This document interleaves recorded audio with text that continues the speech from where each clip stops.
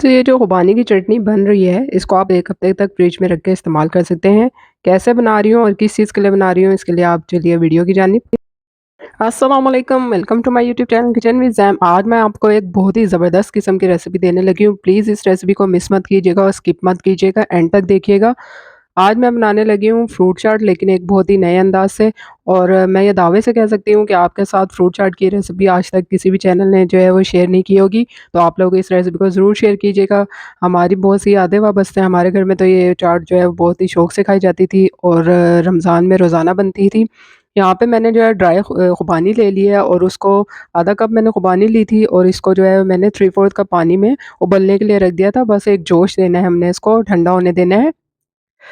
अब यहाँ पे मैं फ्रूट्स कटिंग कर लेती हूँ। इसमें फ्रूट्स में मैंने स्ट्रॉबेरीज़ ली हैं, इसको जो है वो मैंने चंक्स में कटिंग कर लिया था। आप लोग जो भी फ्रूट ईज़िली अवेलेबल हो वो ले सकते हैं, आप लोगों की अपनी चॉइस के ऊपर है।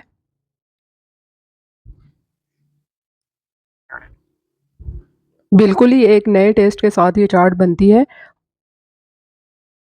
और बहुत ही यम्मी होती है। आप लोग इस रेसिपी को ज़रूर ट्राई कीजिएगा।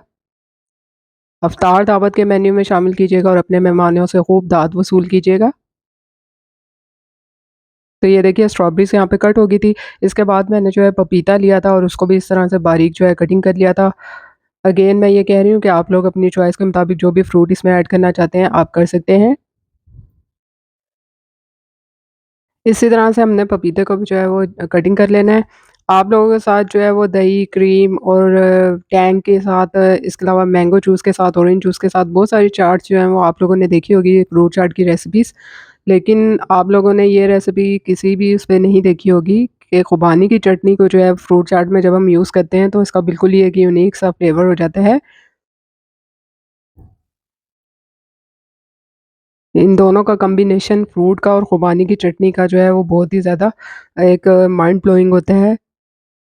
आप लोग ज़रूर ट्राई कीजिएगा। यहाँ पे मैंने बाकी फ्रूट्स भी कटिंग कर लिए थे, जिसमें सेब, केला था और अमरूद था।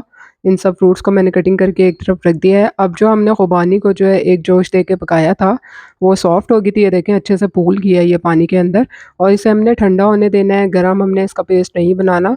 अब हमने इसको ब्लेंडर में डाल देने हैं। पानी आपने हस्बे ज़रूरत इसमें ऐड करना है, बहुत ज़्यादा नहीं करना, क्योंकि हमें एक थिक सी जो है वो इसकी चटनी चाहिए, थिक सा पेस्ट चाहिए। इसके साथ ही मैंने इसमें चीनी डाल दी है, हाफ़ कप से थोड़ी-सी कम डाली थी मैंने।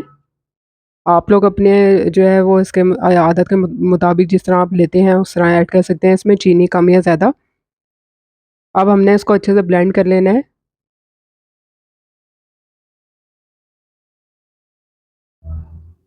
ये देखिए इसका पेस्ट कितना थिक सा है और कितनी मज़े की लग रही है। इसका कलर आप देख सकते हैं कितना शानदार लग रहा है। और फ्रूट चाट के अंदर जाके ना ये एक वाओ टेस्ट देती है आपको, तो आप लोग ज़रूर ट्राई कीजिएगा। इसके साथ ही मैंने इसमें थोड़ा-सा जो है चाट मसाला डाल दिया है। आप लोग ऑप्शनल है, आप लोग डालना चाहें तो डाल लें, नहीं डालना चाहते तो आप लोगों की अपनी मर्ज़ी के ऊपर है। चाट मसाले की रेसिपी मैं पहले ही आपको दे चुकी हूँ। अच्छे से इन सारी चीज़ों को हमने मिक्स कर लेना है।